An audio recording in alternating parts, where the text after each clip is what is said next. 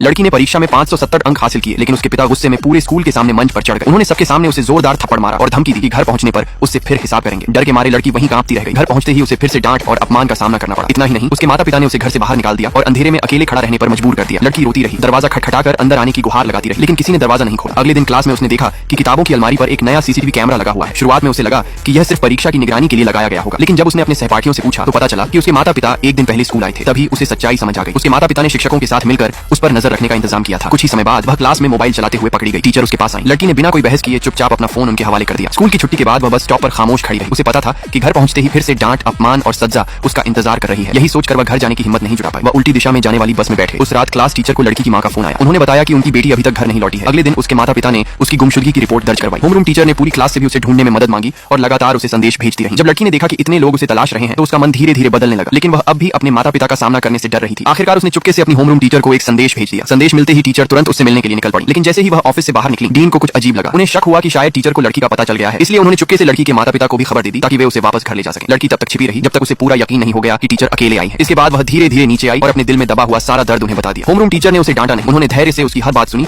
और प्यार से उसे समझाया। उनकी हर बात ने धीरे धीरे लड़की के दिल की दीवारें तोड़ दी। आखिरकार उसने भागना छोड़कर टीचर के साथ वापस जाने का फैसला कर लिया, लेकिन तभी उसके माता पिता अपनी छिपी हुई जगह से अचानक बाहर आ गए। उन्हें देखते ही लड़की घबराकर भागने लगी, लेकिन उसके माता पिता ने उसके डर की परवाह नहीं की और उसके पीछे दौड़ पड़े। आखिरकार उन्होंने उसे झील के किनारे घेर लिया। लड़की रोते हुए अपने पिता से विनती करने लगी कि वे उसे दोबारा न मारे, लेकिन उसकी मां ने भी उसे शांत करने के बजाय लगातार डांटना शुरू कर दिया। माता पिता की लगातार डांट, दबाव और मानसिक तनाव ने आखिरकार लड़की को पूरी तरह तोड़ दिया। इसी दौरान उसका संतुलन बिगड़ गया और वह गलती से झील में गिर गई।